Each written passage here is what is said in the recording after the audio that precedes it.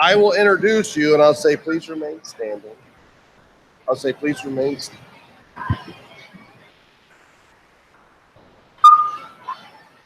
I will introduce you and I'll say, please remain standing. I'll say, please remain standing. Yeah, so get back here. I will introduce you and I'll say, please remain standing. I'll say, please remain standing. Yeah, so get back here. I will introduce you and I'll say, please remain standing. I'll say, please remain standing. Yeah, so back here. I will introduce you and I'll say, please.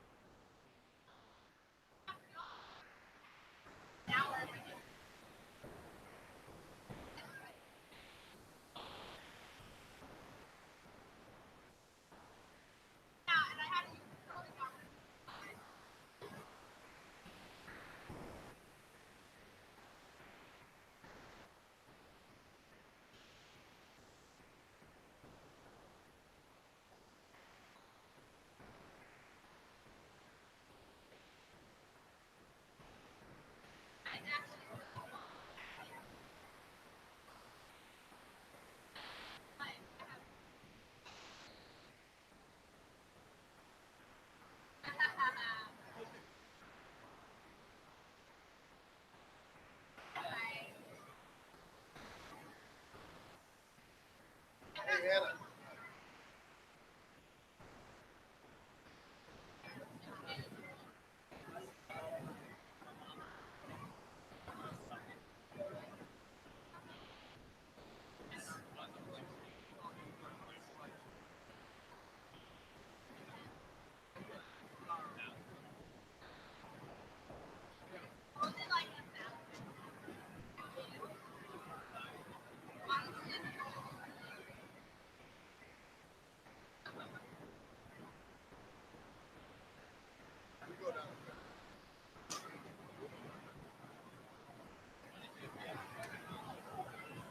It's up to you.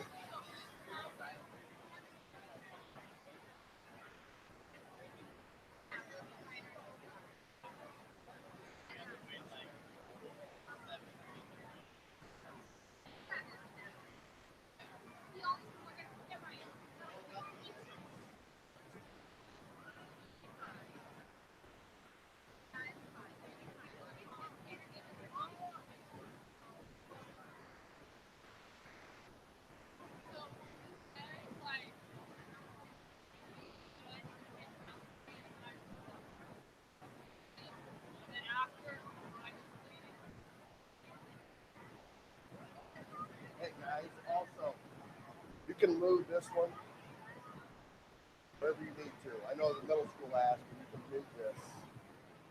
Okay. Easy.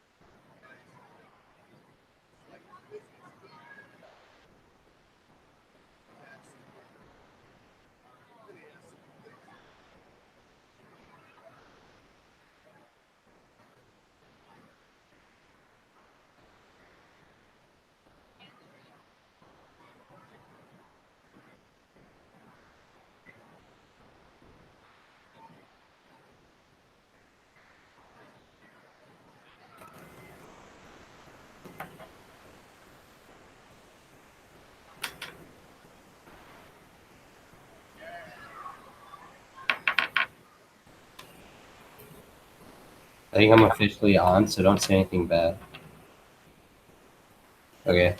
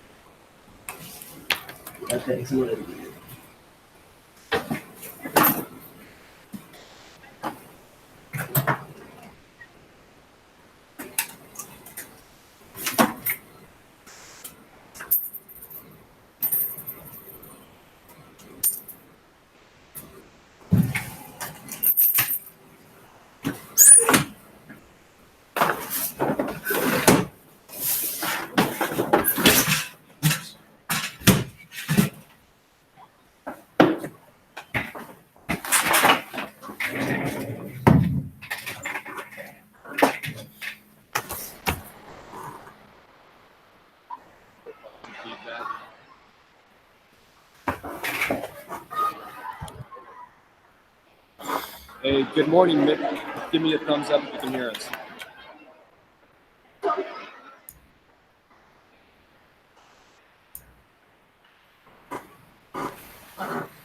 Hey, Nick, this is Mr. Willis. Give me a thumbs up if you can hear me. No.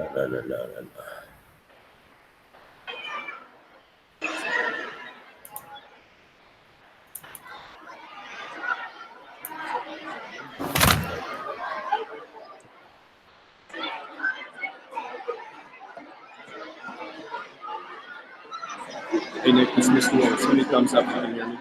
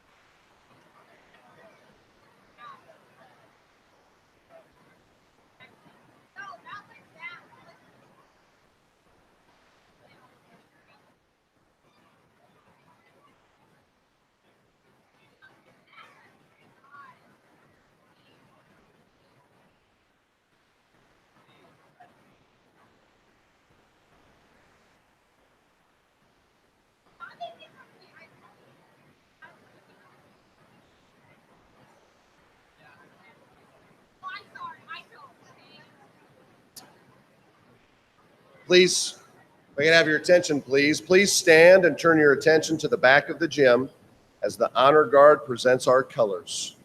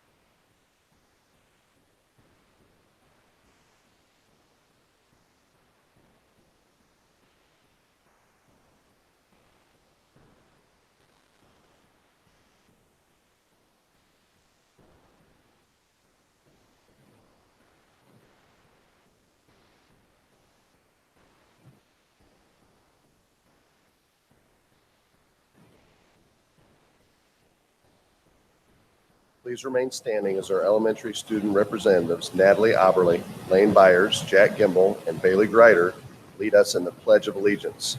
After the pledge, the GCMS Concert Choir will sing our national anthem.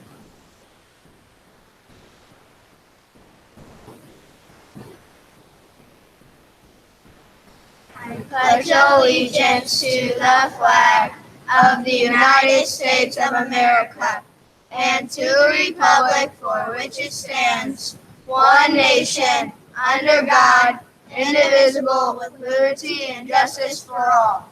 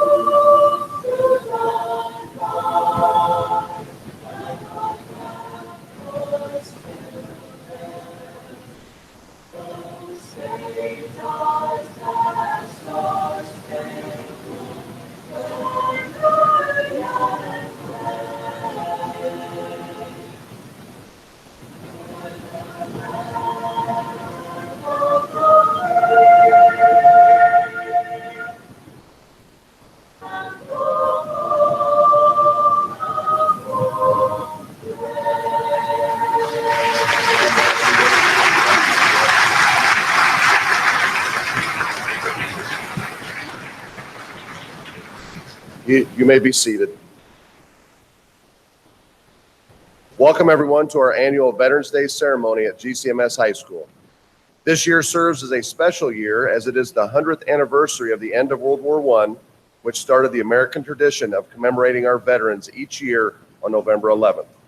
In what has become one of the greatest days of our school year, we are blessed to see our entire student body, faculty, and staff here to honor the men and women who have served our nation and defended our freedoms. This GCMS tradition serves as a great lesson to our youth of the importance and sacrifice our veterans have made to provide us the freedoms to live the lives that we live today. Next, we have a reading from GCMS Junior Hannah Hathaway on the origin of Veterans Day.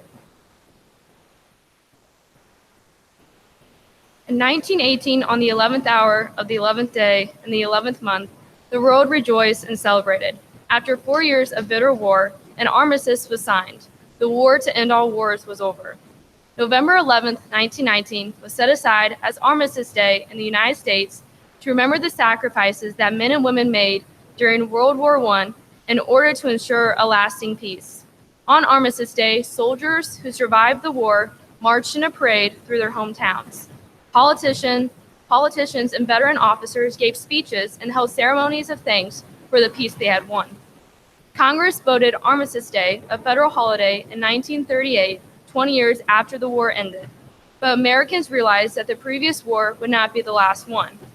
World War II began the following year, and nations great and small again participated in a bloody struggle. After the Second World War, Armistice Day continued to be observed on November 11th.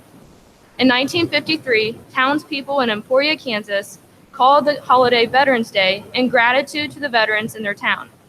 Soon after, Congress passed a bill introduced by Kansas congressmen renaming the federal holiday to Veterans Day. In 1971, President Nixon declared it a federal holiday on the second Monday in November. Veterans Day honors all American veterans, both living and dead. It is intended to thank veterans for dedicated and loyal service to their country. November 11th of each year is the day that we ensure veterans know we deeply appreciate the sacrifices they have made in their lives to keep our country free.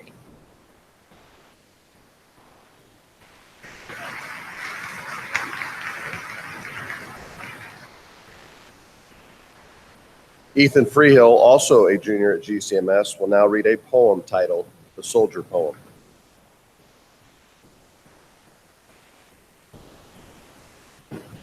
The Soldier Poem by Angela Goodwin. There is discipline in a soldier, you can see it when he walks. There is honor in a soldier, you hear it when he talks. There is courage in a soldier, you can see it in his eyes. There is loyalty in a soldier that he will not compromise. There is something in a soldier that makes him stand apart. There is strength in a soldier that beats from his heart. A soldier isn't a title any man can be hired to do. A soldier is the soul of that man buried deep inside of you. A soldier's job isn't finished after an 8-hour day or a 40-hour week. A soldier is always a soldier, even while he sleeps. A soldier serves his country first, and his life is left behind. A soldier has to sacrifice what comes first in the civilian's mind. If you are a civilian, I am saying this to you. Next time you see a soldier, remember what they do. A soldier is the reason our land is home of the free. A soldier is the one that is brave, protecting you and me. If you are a soldier, I am saying this to you. Thank God for every soldier. Thank God for what you do.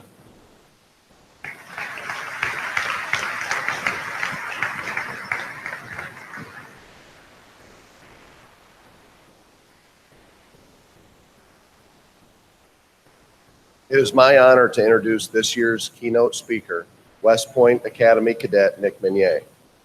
Nick is a junior cadet, what they refer to as a cow at the Academy, and he is majoring in law with a cyber engineering sequence and cybersecurity minor while also serving the football program as a strength coach for the Black Knights.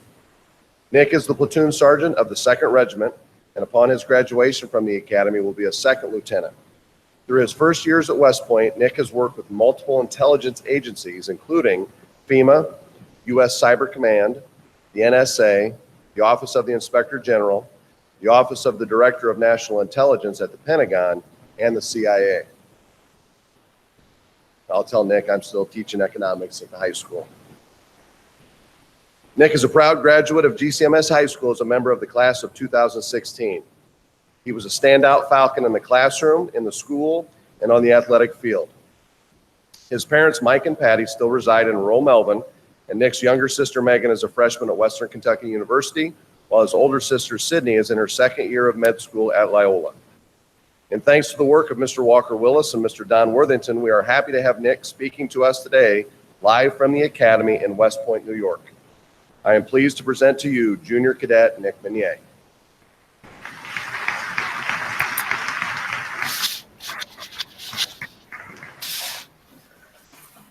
Hey, Coach. Hey, everybody. Can everybody hear me okay? I don't know how to. I just want to start by thanking GCMS, all the faculty for making this happen. I wanted to thank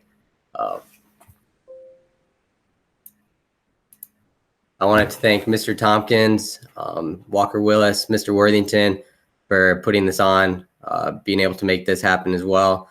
And then I really want to thank GCMS for doing this ceremony, as it's something that I am very appreciative of and think it's very special. I'm honored to be the person that you guys reached out to. And finally, I'd like to thank all the veterans for your service and sacrifices. We've been able to come here today because of you. Thank you to everyone that's currently serving. We are able to be here today because of you, and thank you to everyone that has aspirations to serve in the future, because we will be here next year and the years following because of you. Like Mr. Tompkins said, my name is Nick Meunier. Some of you know me. A lot of you probably do not. I graduated from GCMS in 2016. I'm currently at West Point, and thank you to 2C, Miss McComb's class, Ms. Hasenauer, Ms. McNary, and Ms. Peterson for sending me questions, because I always joke with my parents, especially my mom, about how I don't really know what to talk about because I spend so much time here that this is kind of just the life I'm used to at this point. and that's not really the things that I do on a daily basis that I don't really find to be that new or exciting sometimes can be for other people. So thank you guys for sending me questions. It gave me a lot to work with as to where to go as far as things I can talk about.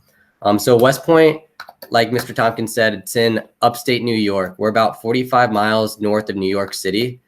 There's a train right across the river that goes straight into Grand Central.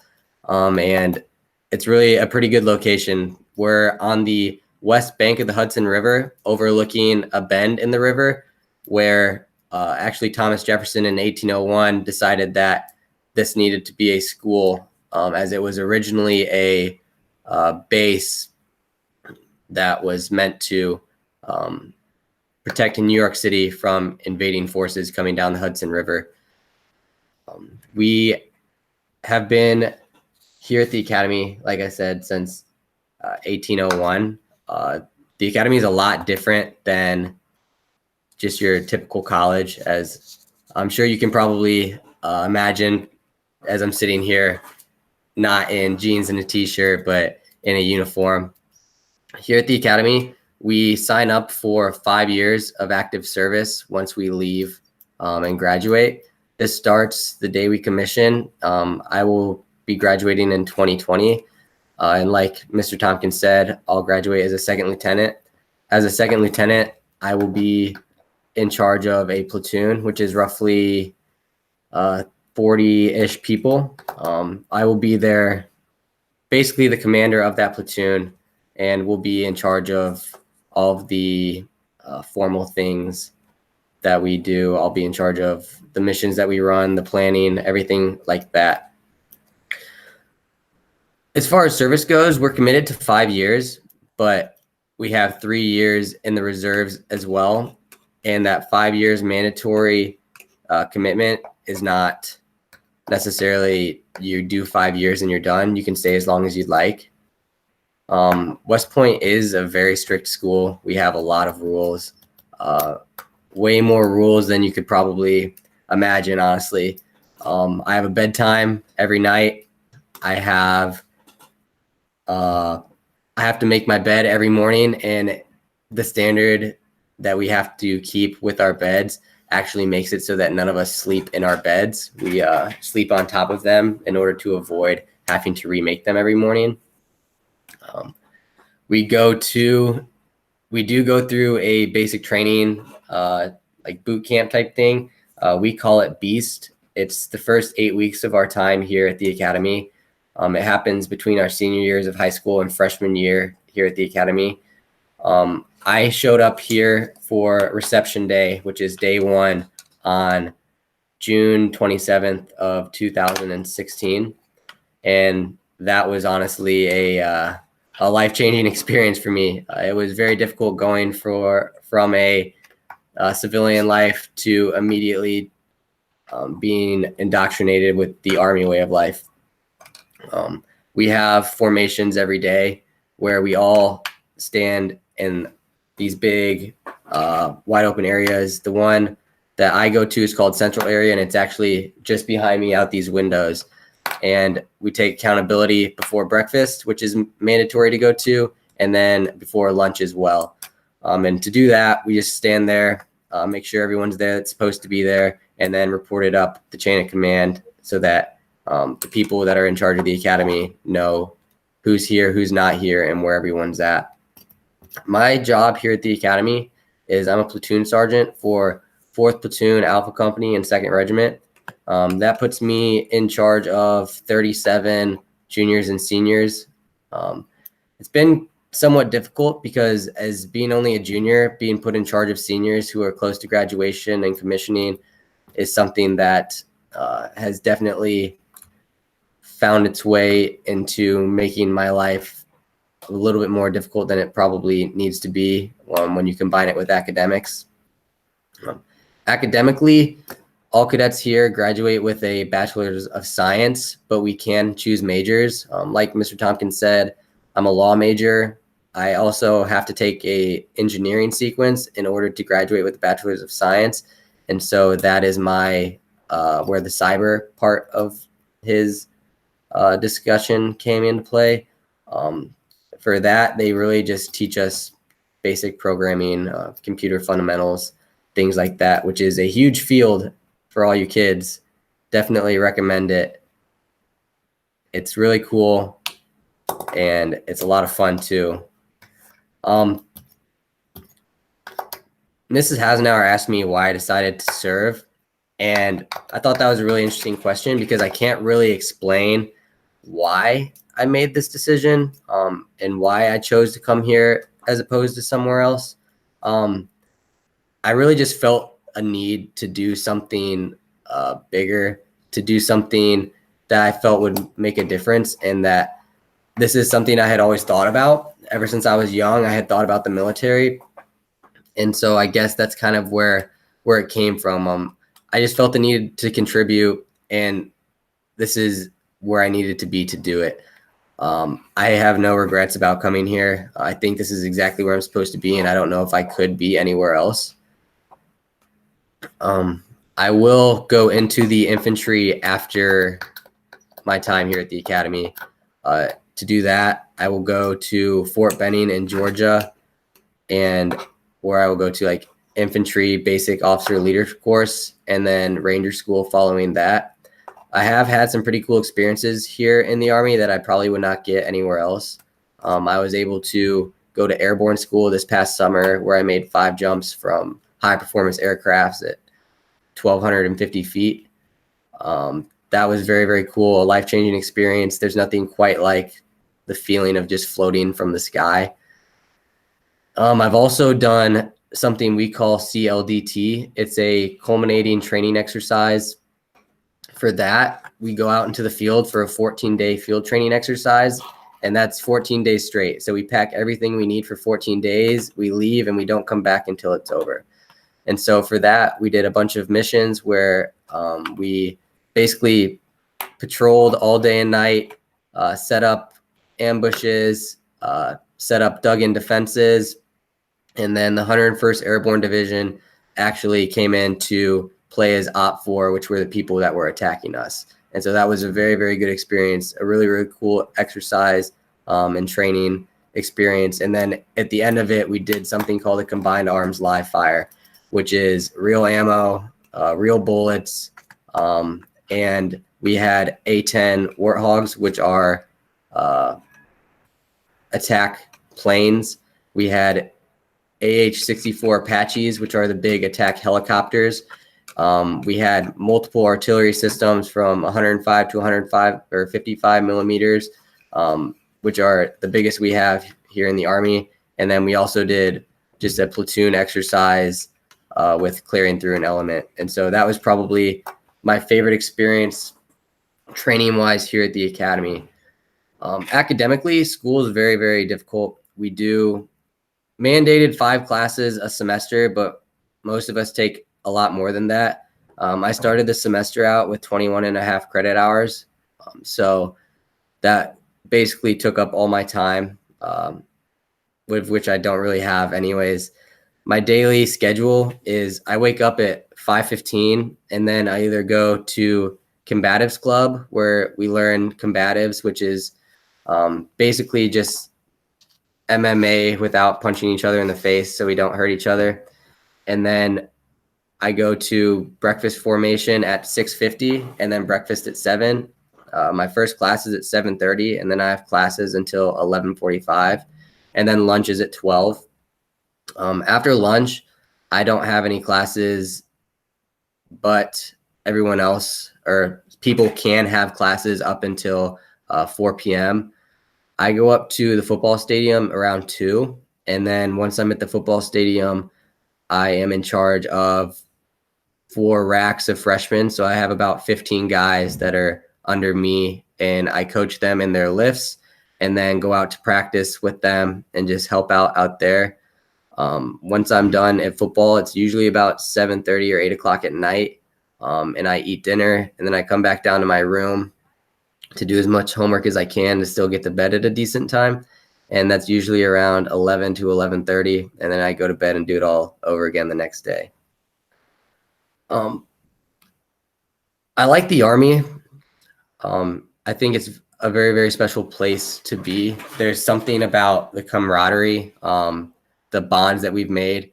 I've made friends here at the academy that I would say are some of my lifelong friends. I don't see them going anywhere. And it's something about just the shared mentality and just knowing that those people have your back no matter what.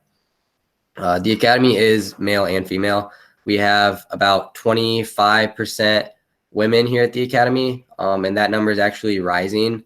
I think this incoming class that we just had this year is the highest we've ever had, with somewhere around 30%. So there is a lot more men here than women, but it's not limited just to men. I just want to kind of talk about how GCMS got me to where I am today and how it got me to being on this screen talking to all of you. I wasn't always the easiest person to work with, and I'm sure if you ask any of the teachers in the high school, most of the teachers in the middle school, and then my teachers in the elementary school, they would all tell you the exact same thing. And so I'd like to thank all of them for putting up with me through the years. I know I didn't make it easy on you, but I appreciate it. Ms. Riley, you made it through trig with me, and I didn't know if I was going to make it, and you didn't know if I was going to make it, but here I am, and so I attribute that to you. Ms. Funk, we had a lot of time in that classroom, having a good time, but also there were some breakdowns, and I appreciate you helping all of us through, because I know in my class specifically, we had a lot of stuff that you helped us through, and we all are very appreciative of that. Ms. Allen, you got me in 5th grade and in 7th grade, and I don't know how you did it. So kudos to you for putting up with me in probably the 2 most honored times of my life. And then to all my coaches, I just want to thank you guys for helping get me to where I am today. I was able to live a lifelong dream because of you. Signing that dotted line on signing day my senior year was one of the greatest moments of my life, and I attribute most of that to you guys. And now I wanted to thank my mom and dad, because honestly, I don't know if I've ever actually thanked them for everything they've done for me, and I feel like that's long overdue. And so, Dad, thank you for literally everything. You always push me to be my best, and you taught me to do what I have to do so that I can do what I want to do. Thank you for carrying me off the field when I hurt my knee in 7th grade, and for being by my side when I thought my athletic career was over in sophomore year of high school. You taught me sacrifice, perseverance, to work hard for what I want. You've made me the man I am today. Mom, thank you for everything I didn't thank Dad for. The end. No, I'm just kidding. Mom, thank you for your never-ending support and for being my biggest fan. Thank you for not always taking my side and teaching me tough love and sticking to your guns, no matter how much I complain about having to charge my phone in another room when I went to bed at night. Thank you for catching me when I would knock myself out when I was little. Thank you for teaching me or walking me through heartbreaks and putting up with my attitude. You've been there through the best and you've been there through the worst, and I don't think we've experienced all of those yet. You've taught me patience, respect, selflessness, honesty, and honestly just how to be a decent human being, and I hope that one day I'm half the person you are. You both made me everything I am, and I attribute where I am and what I've accomplished to you. And so I know it's long overdue, but thank you. Once again, I just want to thank GCMS for having this ceremony. It's something that I'm very appreciative of and think is very important. You all being here today is felt by service members around the world, and we appreciate it. We really do. Thank you to those service members for always placing the mission first, never accepting defeat, never quitting, never leaving a fallen comrade. And finally, thank you to those who have made the ultimate sacrifice. You are the guardians of freedom and the American way of life. Thank you all for having me, and safe travels as you go home. Beat Navy.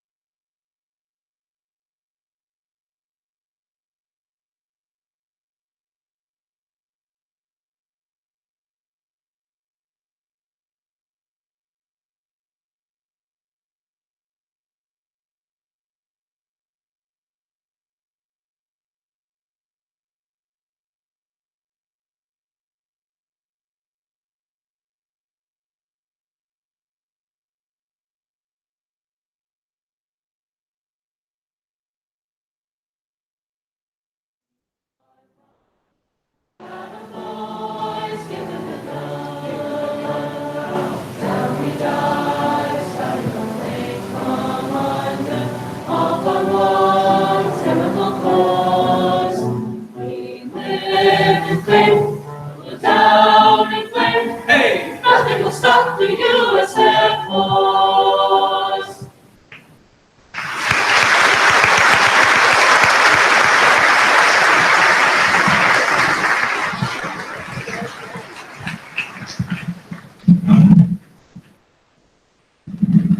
Next is Skylar Morano, who will present the United States Army.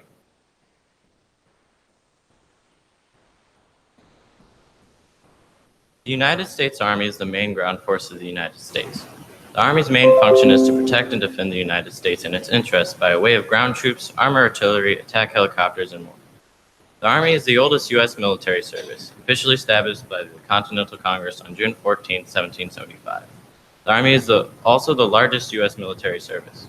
Currently, there are over 480,000 personnel on active duty in the United States Army. At this time, we would like to ask any current or former members of the United States Army to please stand and be recognized.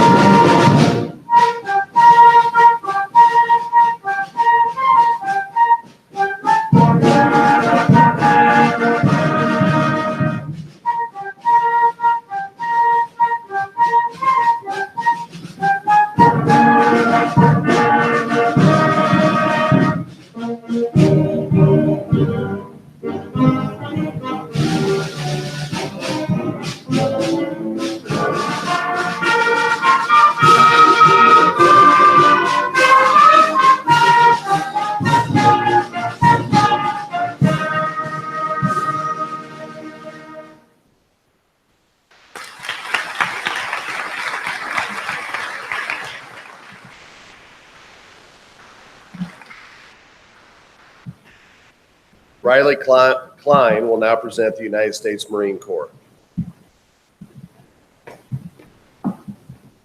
The Marines are often referred to as the infantry of the Navy. Marines specialize in amphibious operations. In other words, their primary specialty is to assault, capture, and control beachheads, which then provide a route to attack the enemy from almost any direction. The Marines were officially established in 1775 by the Continental Congress to act as a landing force to the United States Navy. In 1798, however, Congress established the Marine Corps as a separate service. While amphibious operations are their primary specialty, in recent years, the Marines have expanded into other ground combat operations as well. With the exception of the Coast Guard, the Marines are the smallest service. Currently, there are approximately 180,000 personnel at active duty in the United States Marines. At this time, we'd like any current or former members of the Marines to please stand and be recognized.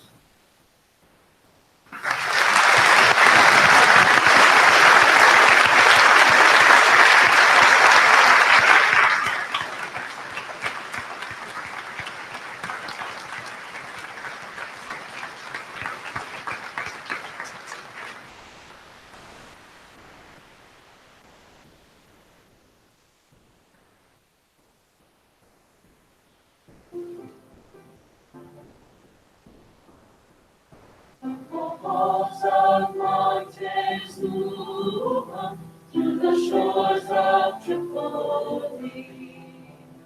We fight our country's battles in the air, on land and sea. First to fight for right and freedom, and to keep our honor clean. We are proud to claim the title of United States Marine.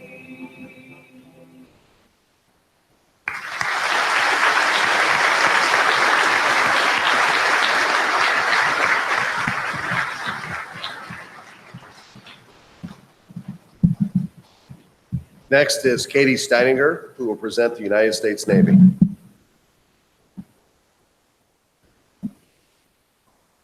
Like the Army, the Navy was officially established by the Continental Congress in 1775.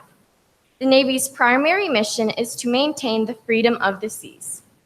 The Navy makes it possible for the United States to use the seas where and when our national interests require it. In addition, in times of conflict, the Navy helps to supplement Air Force air power. Navy aircraft carriers can often deploy to areas where fixed runways are impossible. The Navy is also primarily responsible for transporting Marines to areas of conflict.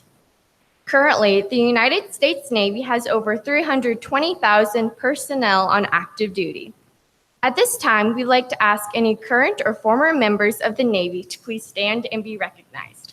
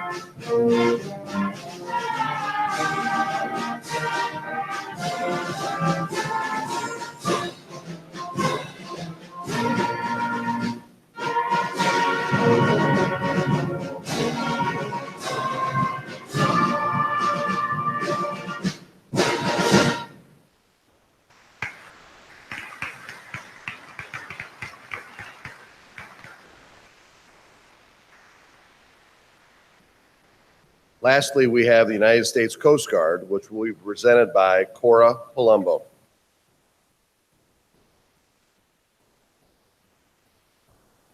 The United States Coast Guard was originally established as the Revenue Cutter Service in 1790. In 1915, it was reformed as the United States Coast Guard under the Treasury Department. Legislation passed in 2002 transferred the Coast Guard to the Department of Homeland Security. In peacetime, the Coast Guard is primarily concerned with law enforcement, boating safety, sea rescue, and illegal immigration control.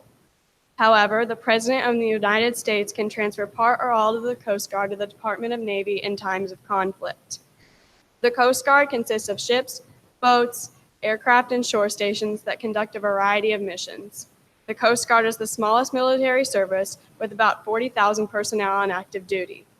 At this time, we'd like to ask any current or former members of the Coast Guard to please stand and be recognized.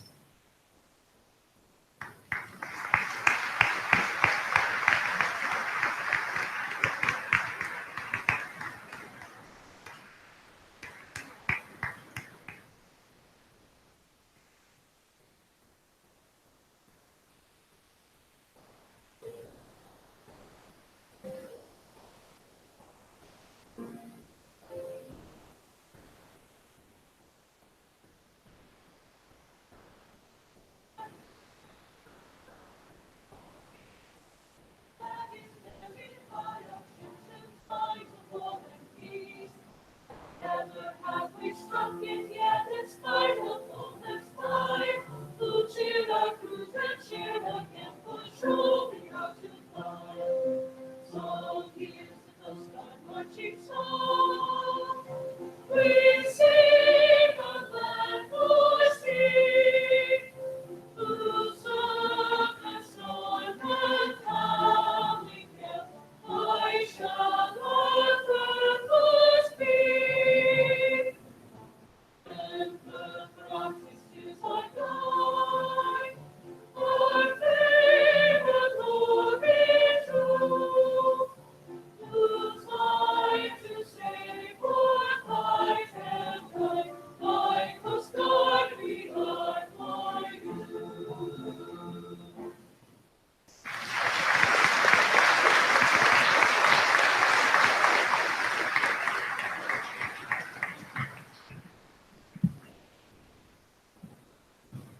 Thank you for those presentations and wonderful renditions of our armed service songs. Now, if everyone could please turn your attention to the south bleachers toward our elementary school students as Mrs. Jennifer Keefe directs them as they perform American Tears.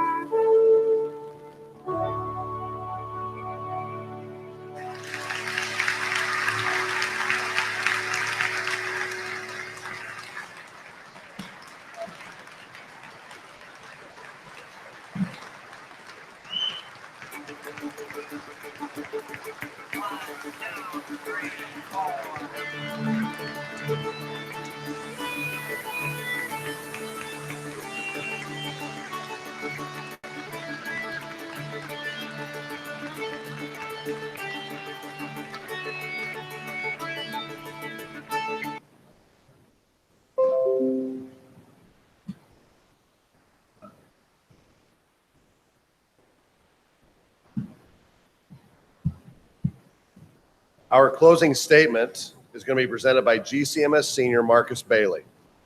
After his presentation, the high school band will play God Bless America, and everyone is encouraged to sing along as they perform.